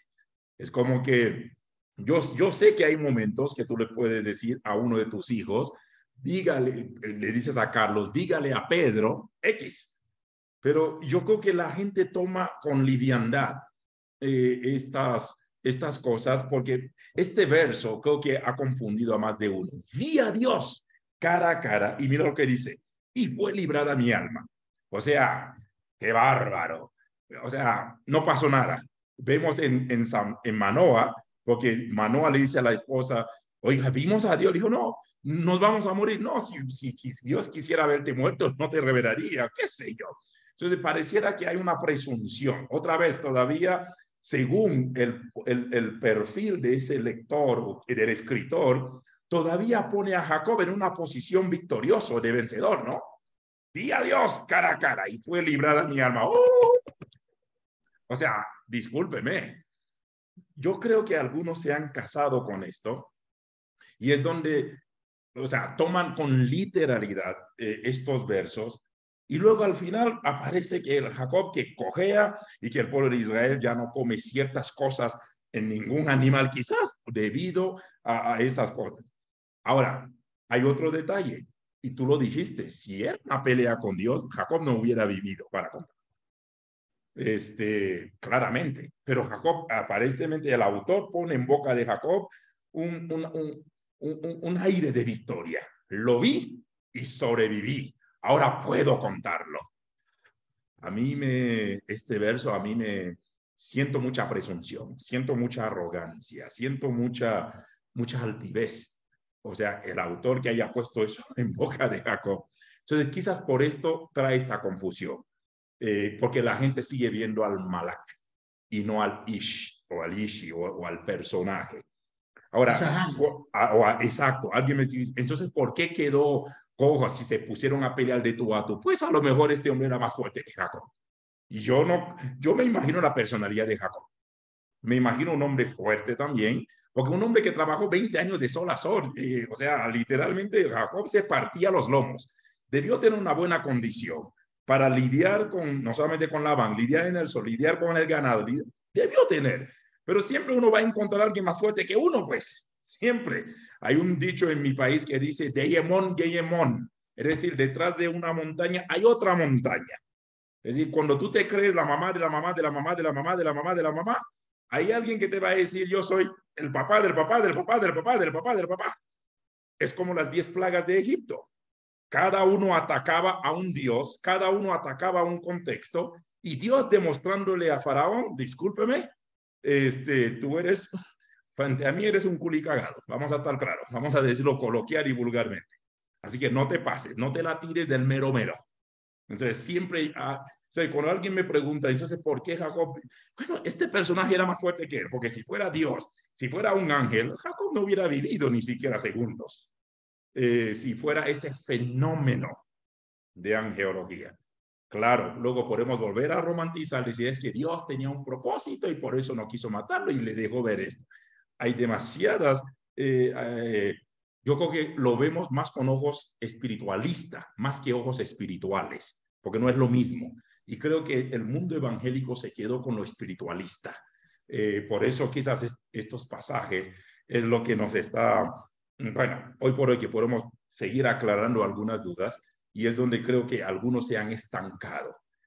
Yo veo muchos fenómenos espiritualistas en las iglesias y no fenómenos espirituales, no son cosas espirituales, es más, o sea, y hablo de lo espiritualista en lo malo, hasta llegar a un nivel de chamanismo evangélico, porque eso abunda en el contexto evangélico.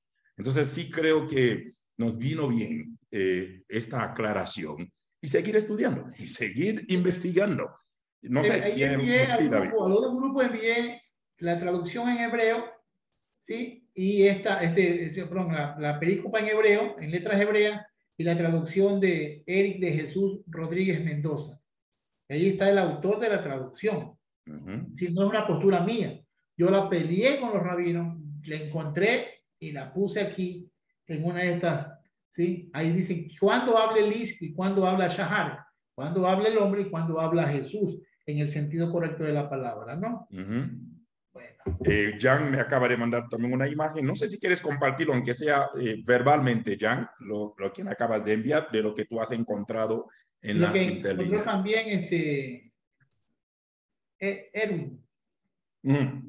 También Edwin. Jan y luego Edwin, de las dos imágenes que me han mandado, y yo puedo subirlo en este instante a los grupos.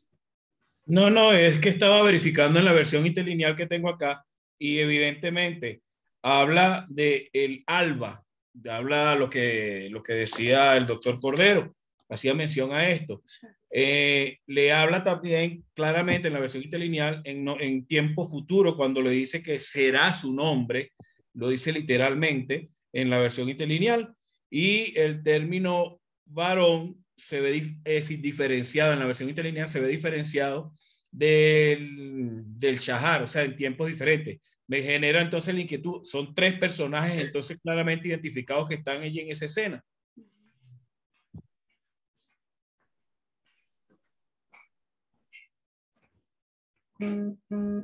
Así es, tres personajes, señor. Ish, Yakot y Shahar.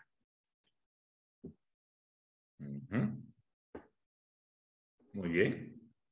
Edwin.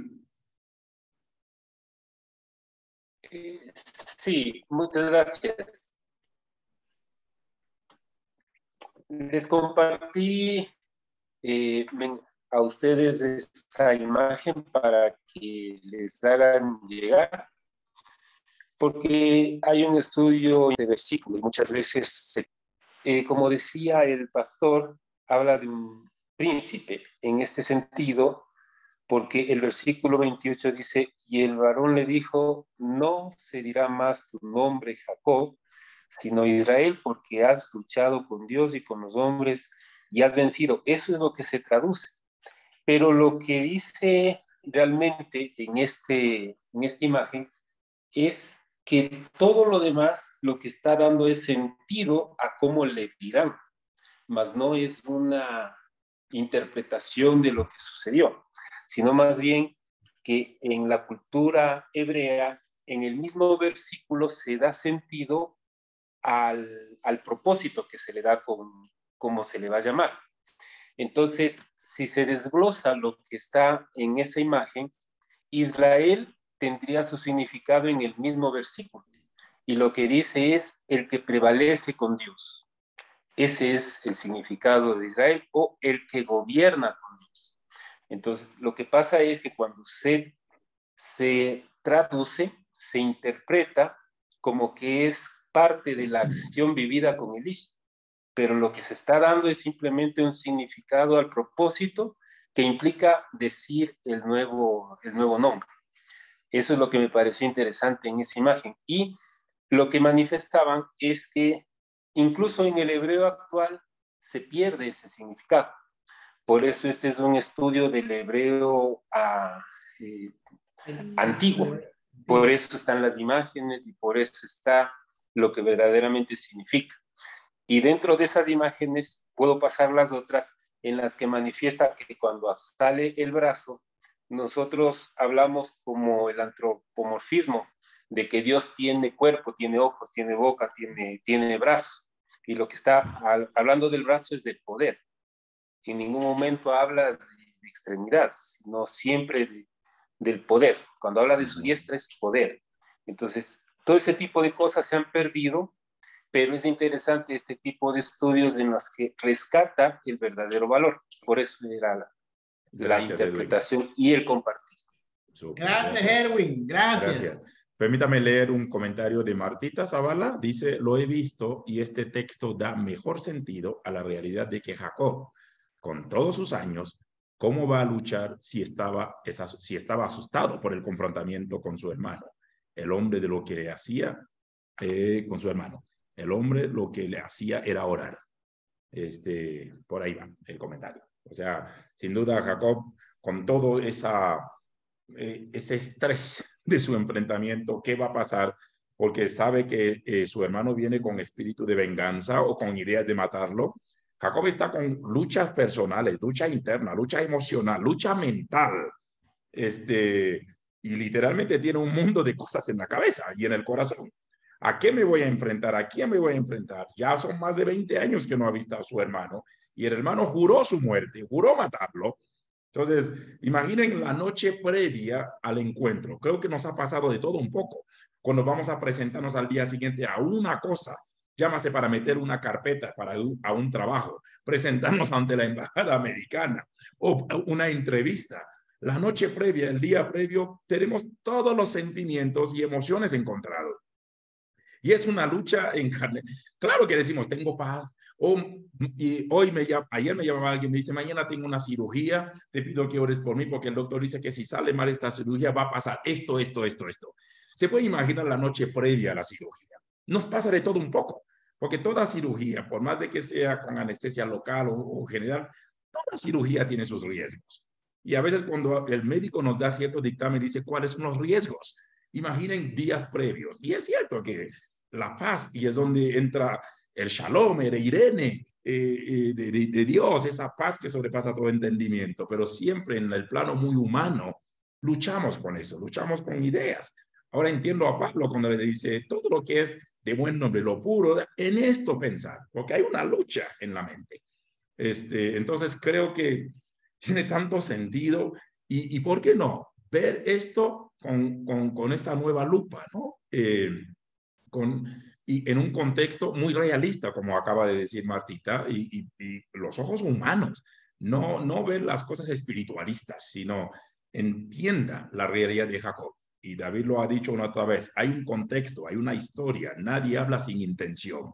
Y yo creo que aquel o aquellos autores, sea las fuentes que vemos en el capítulo 32, nos muestra diferentes facetas que todo ser humano podemos estar experimentando cuando nos vamos a enfrentar a una situación particular. Bueno, ya mismo estamos por cerrar. Hay gente que están escribiendo en el chat diferentes cosas. Vale recalcar, David, y le puso por nombre a Jacob, ya hablamos la vez pasada, Peniel. ¿Sí? Peniel. ¿Sí? He visto un rostro, uno de los rostros de Dios. Uno, dice, de los rostros de Dios. Y no es porque ve a Lish, es porque vio a Shahar. Sino, lo que dijo él, nosotros perdemos el gusto aún en la paz hoy hebrea. He visto a Dios, a Elohim, cara a cara, porque vio al Shahar, vio la aurora, vio a Cristo, supuestamente. Y he prevalecido, ¿sí? Pero eso es una metáfora, porque dice, ¿quién ha visto a Dios? Cuando Isaías vio la gloria, dice que se tiró, dijo, soy hombre muerto. Imagínate la cuestión, y ya con profetas. Ahora este man era un tipo que no era ni el pueblo un escogido, estaba en la promesa. Paniel, un rostro de Dios. Hay un Dios. Sí, con diferentes rostros. El doctor Javier manda un pequeño capture o una pequeña información, ya lo subí a los grupos, que es cuando le dice reenviado, dice 1206, el arzobispo Stephen Langton divide la Biblia en capítulos. 1240, el cardenal Hugo de Santo Caro dividió cada capítulo en 7 subdivisiones asignadas con las letras A, B, C, D, E, F, G. Y en 1555 el impresor Robert Stephanus fue el primero en indicar los versículos. Entonces son informaciones que podemos seguir investigando y son informaciones para nuestro profundizar todo lo que hemos estado diciendo. Por eso no se confíen en las divisiones. A veces no ayuda. A veces no ayuda. Eso iba a decir yo. Gracias, Andrés. Eso iba a decir. Una pregunta. Una pregunta. Me parece haber leído que es una cultura esto de tocarle el muslo. Es algo cultural de tocarle el muslo. Ese es otra cosa, es el juramento. Que metían Justo las iba a manos decir en los muslos y tocaban los testículos. Ese es el juramento. Cuando alguien hacía un juramento a un anciano, una promesa de vida, tenía que meter la mano debajo de las nalgas, del muslo, y le sobaba los testículos. Pero no tiene nada que ver con... El muslo es otro muslo, es la palma del muslo, es la pierna. Pues dice palma del muslo, no dice debajo del muslo. La cara de Karen riéndose con lo que acabas de decir. Ella no puede contenerse. Hable con ella, Fidel. A ver, cuando Karen le dice, te lo juro, Fidel. Entonces, cambiemos el tema, por favor. Está siendo grabado esto para niños y niñas. Entonces,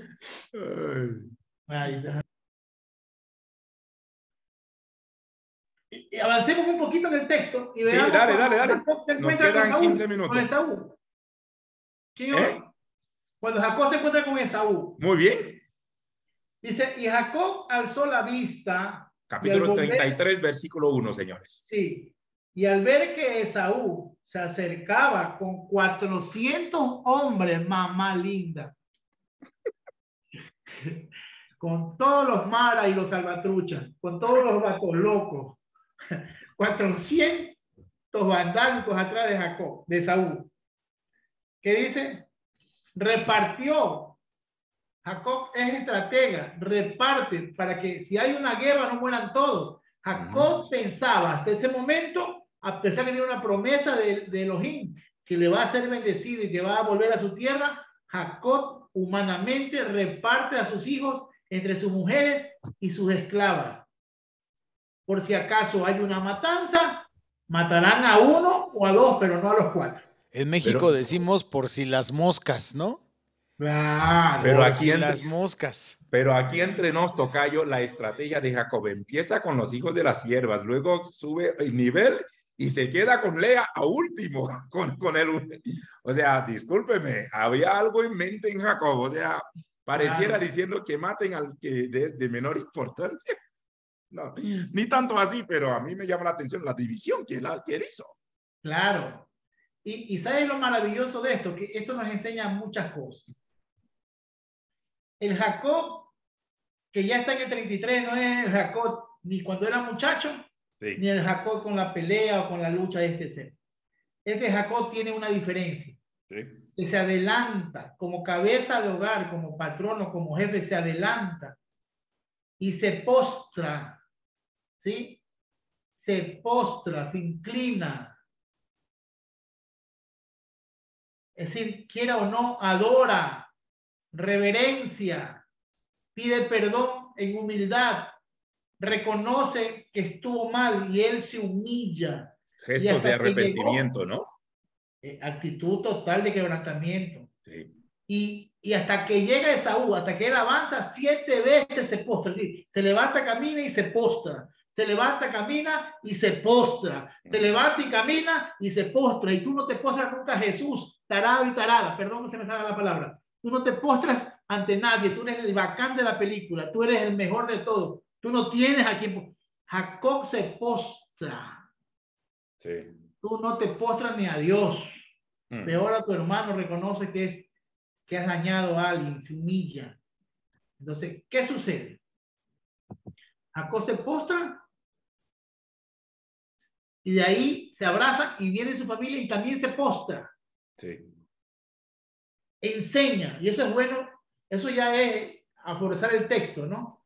O pedagógicamente hablando, enseña, tú como cabeza, como ejecutor, tú como cabeza, mujer, como ejecutora, porque quizás no tengas esposo que ejecute la función de hombre, porque hay hogares que ya los hombres no están haciendo la función de cafalé, de cabeza. Cabeza no es del hombre, la cabeza es el que se mueve en autoridad. Mujer, si tú eres la que representas como cabeza de tu hogar, enséñale a tus hijos que cuando tus hijos y tus empleados, tu gente que trata tuyo vea que tú te postras, ellos también se van a postrar. Sí, sí. Van a adorar. Eso es lo bueno que me encanta el Jacob transformado. Sí. Ya no es Jacob altivo, no es Jacob mentiroso, ya no es el Jacob que es estafado y por ahí también hace trampa al suegro. En nombre de Dios. También le chivea los ganados, le cambia de colores. Ya no es el mismo Jacob como tal. Con su naturaleza caída, pero ya ve que le da el tiempo, el dolor, el sol, la lluvia, la explotación, lo han hecho cambiar. Y ahí es donde volvemos a ver lo que decíamos en antes con mi pastora Irma. Para los que amamos a Dios, todas las cosas nos ayudan a bien. Aún cuando robó, aún cuando le robaron, aún cuando fue explotado, aún cuando luchó. Todo, cuando amamos a Dios, todas las cosas nos ayudan para bien. No sé qué tienes que acotar, alguna pregunta del texto, porque yo estoy aquí con la Biblia abierta. A mí me llama la atención el versículo 10, y en esta versión dice, vine a su presencia como si estuviera en la presencia de Dios y usted me acogió con bondad. En la versión 60 dice, y dijo Jacob, no, yo te ruego, si he hallado ahora gracia en tus ojos, acepta mi presente. Y lo hemos dicho, no todo perdón incluye restitución.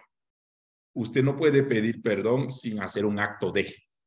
No es que, discúlpame, ya pedí perdón, ya no molestes, ya estoy así. No, señor, todo perdón trae restitución.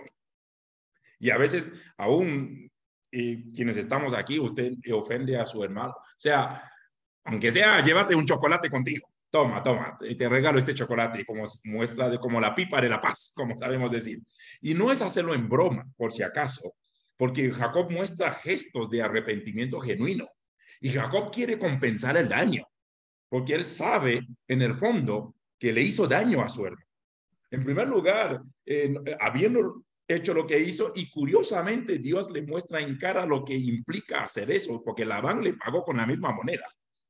Y Jacob en esa aventura de 20 años fuera de casa aprendió mucho.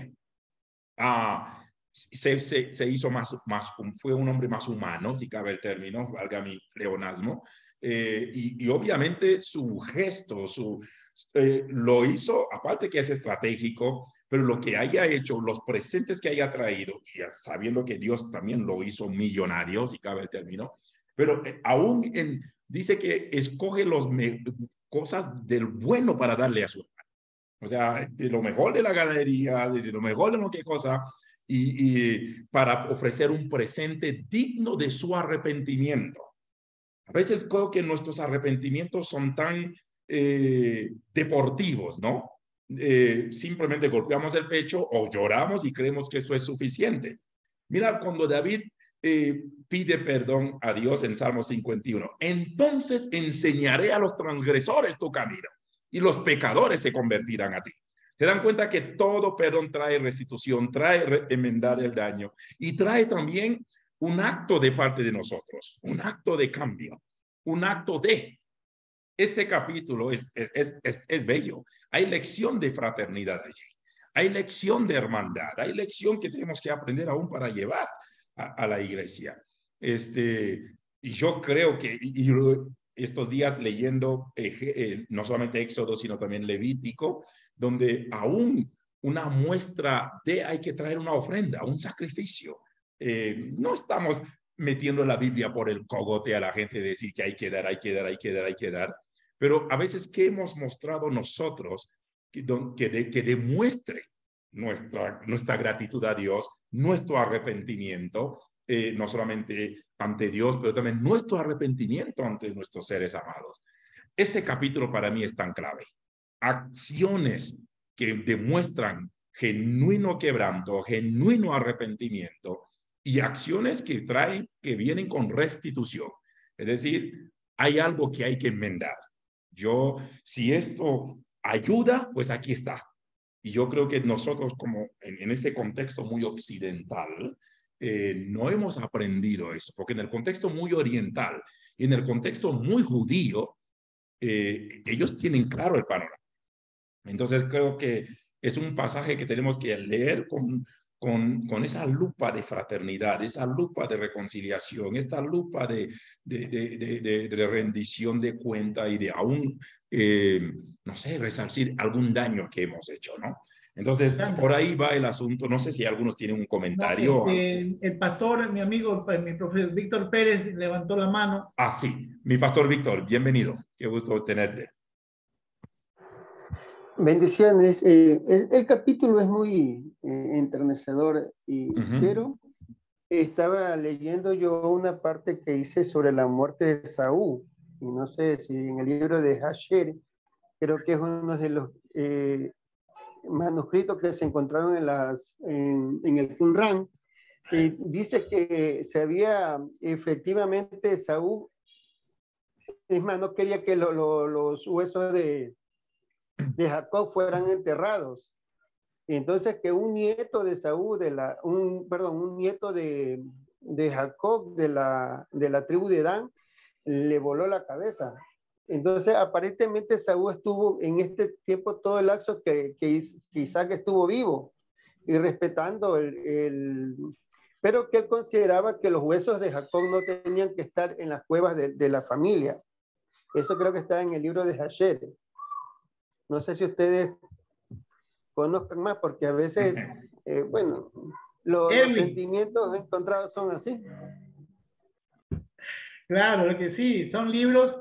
Yo, y lo que ya conocen, mi forma de investigar, yo trato de averiguar muchos libros extrabíblicos que son apócrifos como tal, ¿no? Escondidos.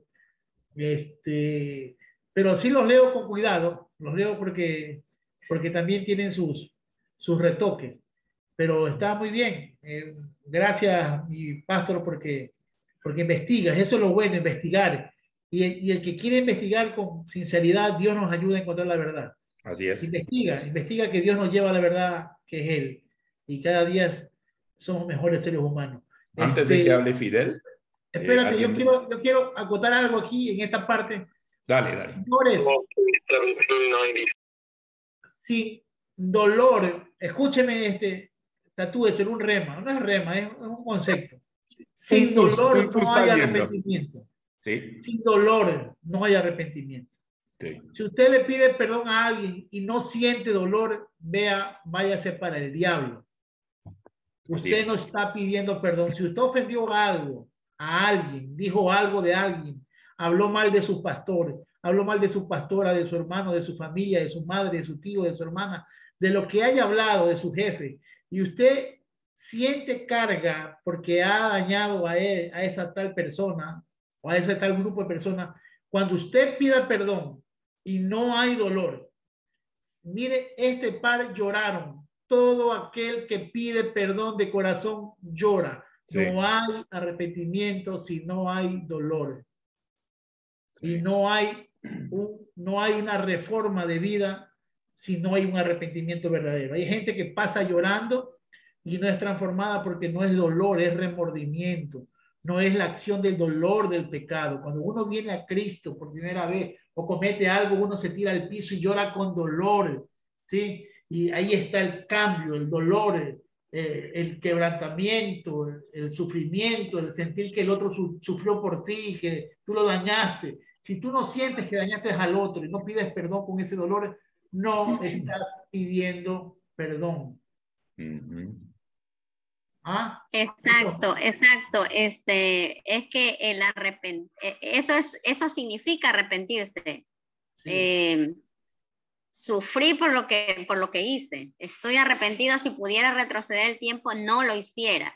Y también que cuando ya perdonamos, la evidencia de que perdonamos es ya no sentir también dolor, ¿no?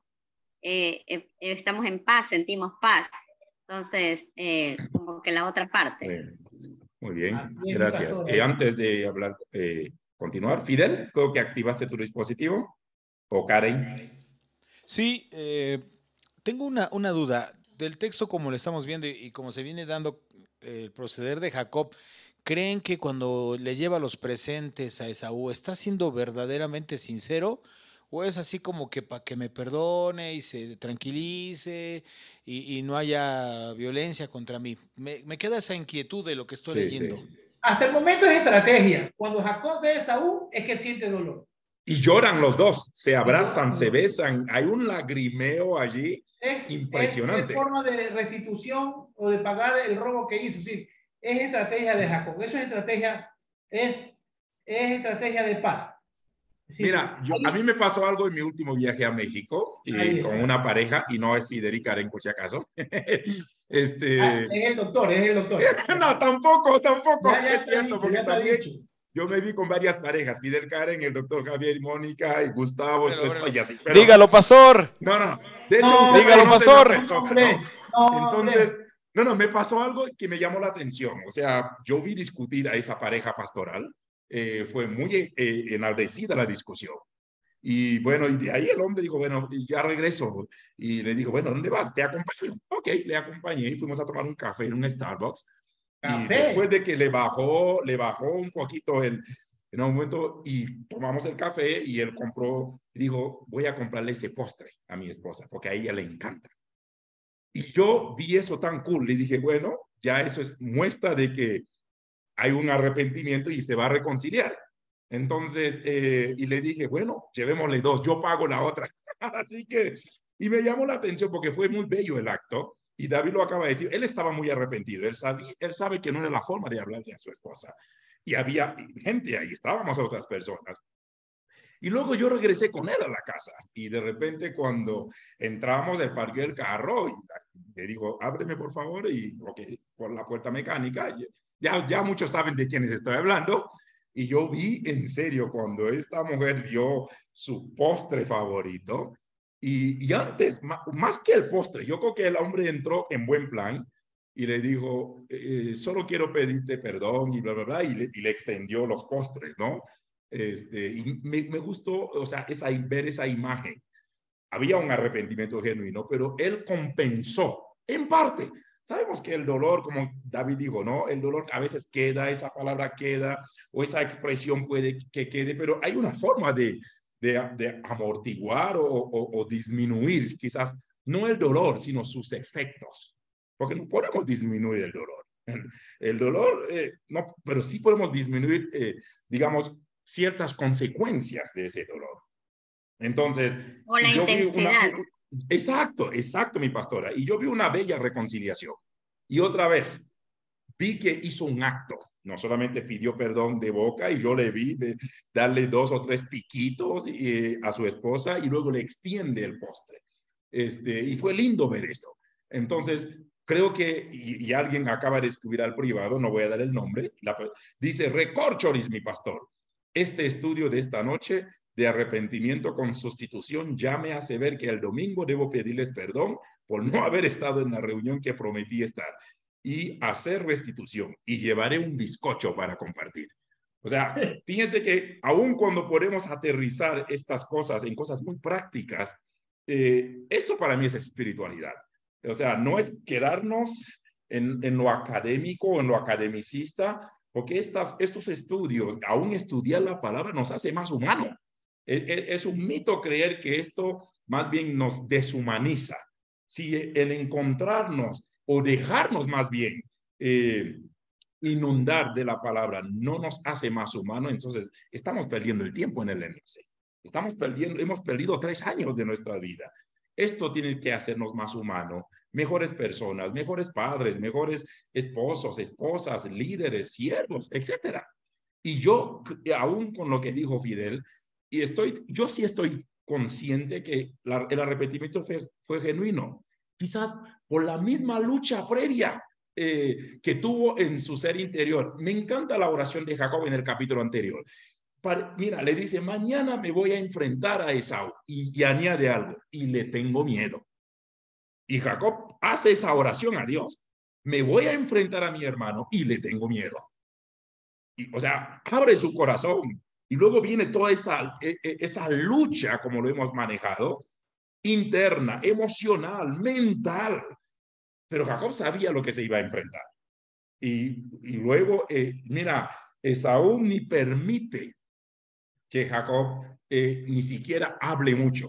Y aquí podríamos hablar un poquito de que Esaú también significa a ese Dios, porque Jacob viene con un discurso, viene con una estrategia, viene con su regalo. Antes de que Esaú viera, dice el versículo que Esaú corrió a sus brazos.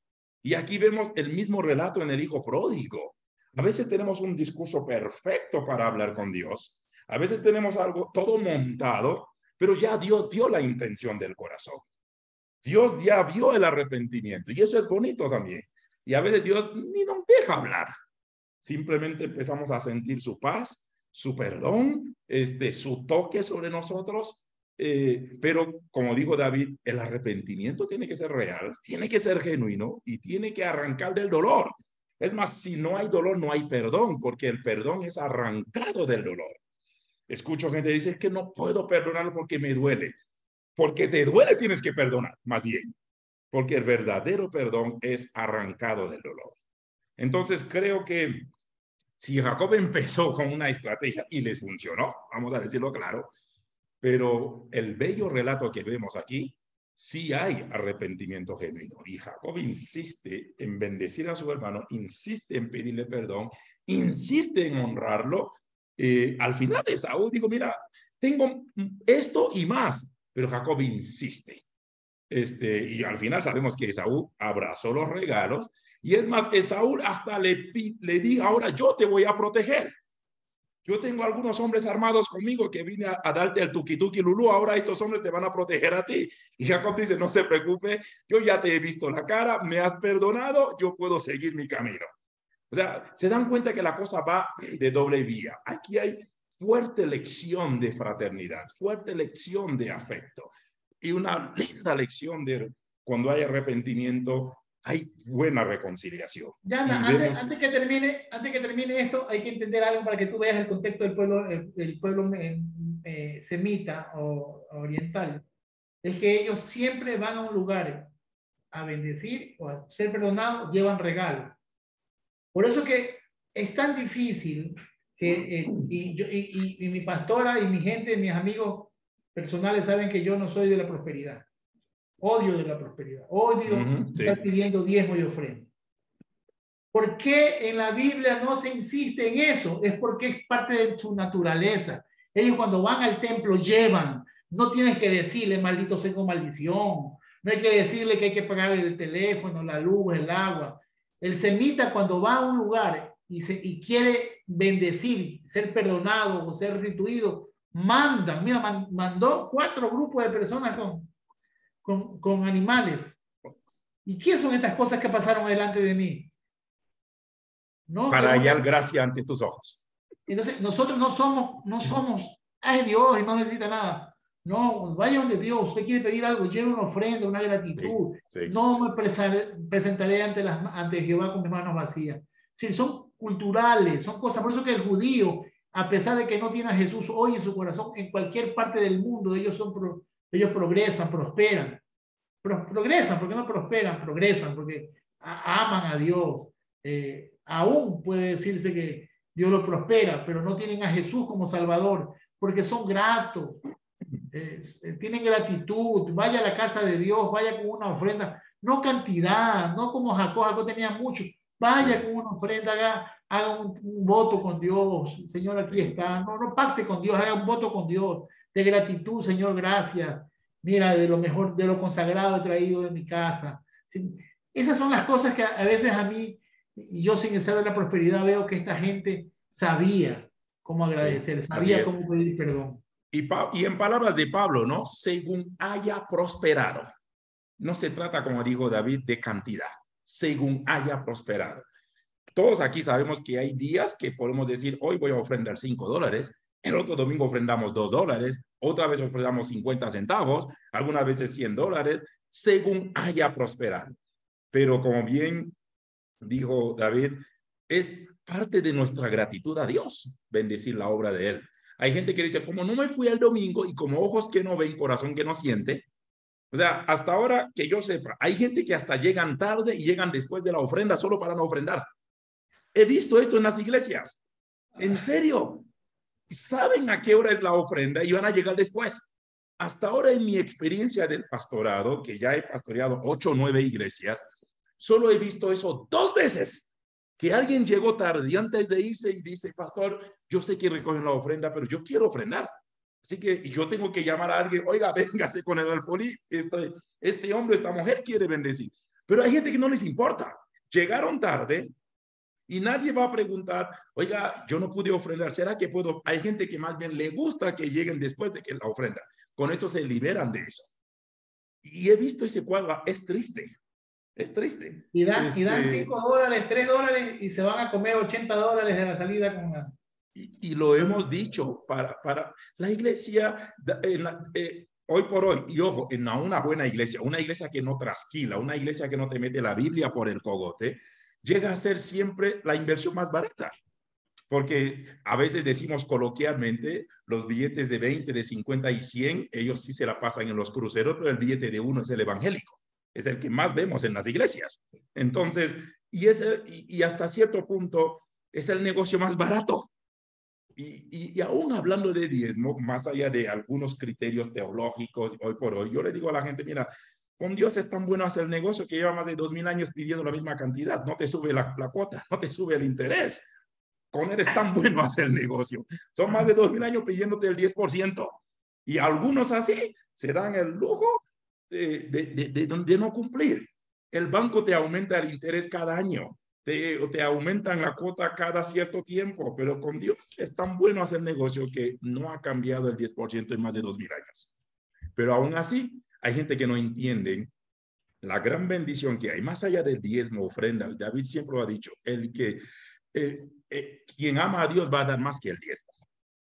En primer lugar, nos damos a nosotros mismos. En segundo lugar, somos aún generosos.